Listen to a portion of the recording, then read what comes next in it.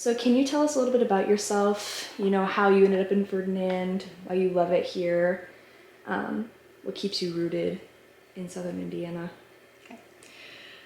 So I grew up in Du Bois County. I grew up closer to Jasper, and then when I went to college, my mom and I moved to Ferdinand, just kind of moving out. My dad had passed when I was in high school, and just wanted to move away and get a change. So we actually moved to Ferdinand, but I had already started dating my now husband at that time, and he was from the Ferdinand area. So when we got married after college, that's where he decided, he preferred to settle, is kind of in the Ferdinand area. And we're close to the Ferdinand Forest, so we're not in town, but we're out in the country. It's just a great area. It's got the small town feel, but you have plenty to do. There's the library, the good schools, the YMCA, lots of great parks. Just, you always feel welcome.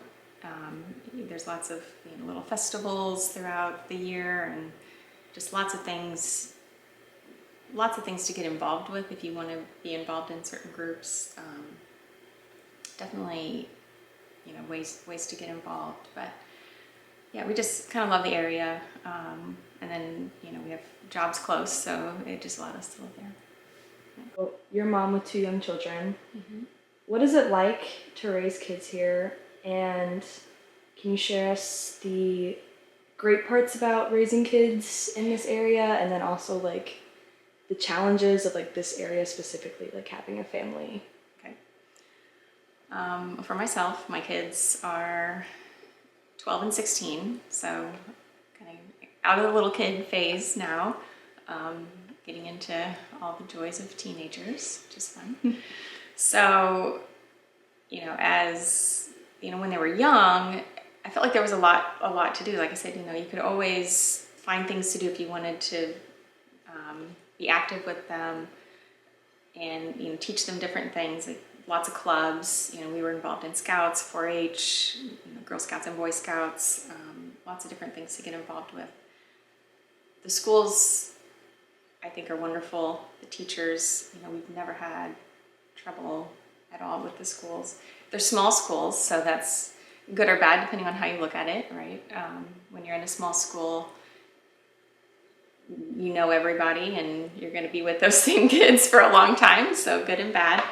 But it's definitely small town. We don't have kind of some of the things that you have in the big town, but we're close enough. Evansville, Louisville, Owensboro, Bloomington, they're all within an hour or two away. So it's fun to kind of do day trips. If you need to go to the zoo, you just kind of make a day out of it. It might not be 10 minutes away, but it's still doable. So lots of things. We actually go to Bloomington a lot and take part in, there's a lot of theater. We go there and do that kind of stuff.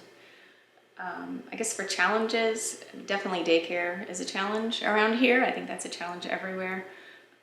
So I know there's no daycare in the town of Ferdinand. It's a lot of just private, you kind of know somebody type thing, or you have to drive to Jasper for daycare. Other challenges, we do have a hospital in the county, but it's small, so a lot of times when you need to see specialists, things like that, it's kind of, you got to take a whole day off of work to arrange and plan your schedule around that. But that's one great thing, is when you live around your family, you can get help from them. And I know for us, my in-laws have been fantastic with helping us, anytime we need it. But I wouldn't say it's a challenging place to raise kids. I think anywhere is going to have its challenges, but I'd say overall, definitely. You see a lot of people that move away after college, and then when they have their kids, they all try to move back because they realize that they missed that small town feel, being around family. So obviously you've been very vocal about industry and development here in Dale and its environmental impacts. So your family has been here for a while. What changes have you seen in the community, in the layout of the land, and how do you feel like this has affected like your family, like either like the older generations in your family or even like your own kids? Like, how do you feel like it's changed at all?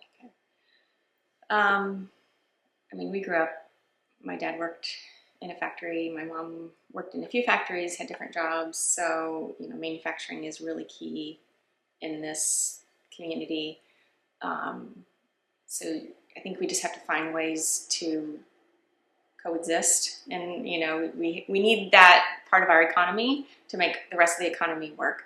I know I remember when I used to live in Ferdinand when I was in college, and I would go to church. It seemed like about a third of the people in church were wearing this one jacket that the one local manufacturer gave to their employees. It was like, does everyone work in this factory? It just kind of was eye-opening to see how many people are truly affected by that one factory. And then you think how many of the other factories are running this economy. But at the same time, those same factories are, possibly leading to pollution or, negative effects that we can't control personally. I guess it's like changes that I see. A family member of mine had their house taken by the state to build a new highway. And, part of that was due to we need better transportation to support this manufacturing and that type of thing. And so that was hard to see that whole process. And, you hope that it's for the better, and you hope that, there weren't any, major negative effects, but it does. It affects, the farmland and the animals and everything else. The whole environment is obviously affected. But to see that personally was hard, to see how that family was treated through the whole process. I guess it wasn't a positive experience. So, we've seen the local companies, I feel like they're very successful in their own industries. So I think they've done well managing, either adding on or building new factories and things like that. But I feel like as a citizen, we still need to hold everyone accountable and make sure that they're following the rules, and they know when to, if something's going wrong, we hope that they're responsible enough to speak up and fix it, and that type of thing. Sometimes you hear horror stories of companies that knew of a problem and they don't speak up. So you just kind of hope that nothing like that happens. But I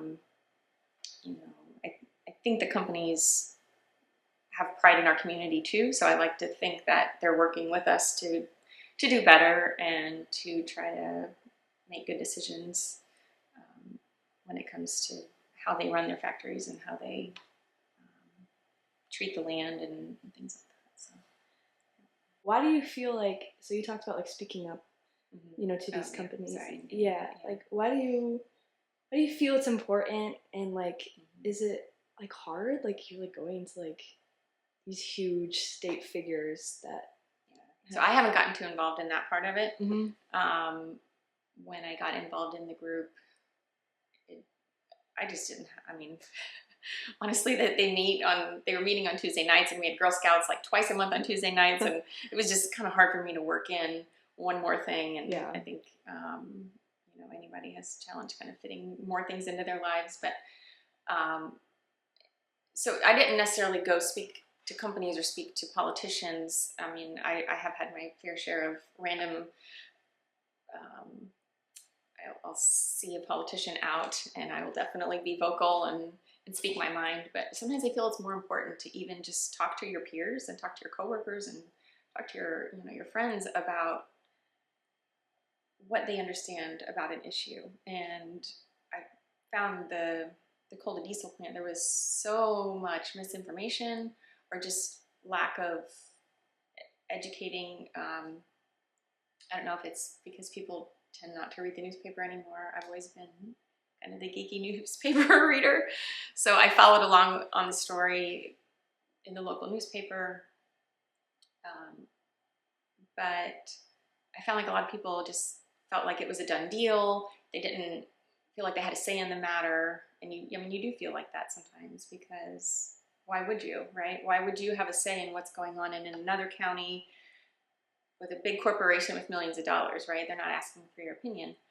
But just to educate people that there's so many unknowns too. There were so many unknowns about the coal to diesel plant of how they were going to pollute the water. You know, it wasn't just that they were going to pollute the water. We just didn't know how much, and what are the effects of that, and what are the effects of the soil and the air. I mean, there was so much unknown, and it just seemed like people didn't have an awareness of it at all. And they knew that there was other people fighting it, and it was, you know, maybe a chance that it wouldn't go through, right? But you do kind of feel helpless when you're going against these large companies, especially when you're technically going against IDEM, and you feel like you have to fight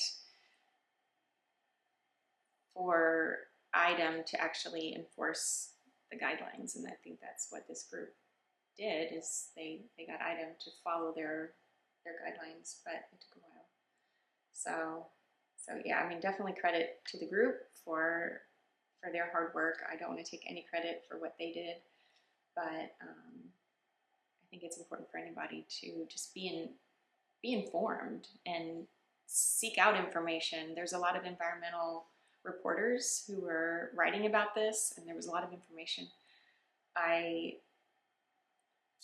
In my Toastmasters group, I did a speech about the coal to diesel plant, and so I dug into a lot of those articles, and I put together, you know, a summary of all the research, and it was just eye-opening what was out there when you actually looked for it, that the people in the club had never heard of, and they were kind of shocked that this was so bad, and yet it was continuing to progress and could have actually happened. So it's hard to inform people about things that they're not seeking information on, and so I think you have to be cautious too. You don't want to be that annoying person of trying to, you know, beat a dead horse, but also preaching to the choir, you know, as they say, doesn't really do any good either. So just got to find the fine line between those two.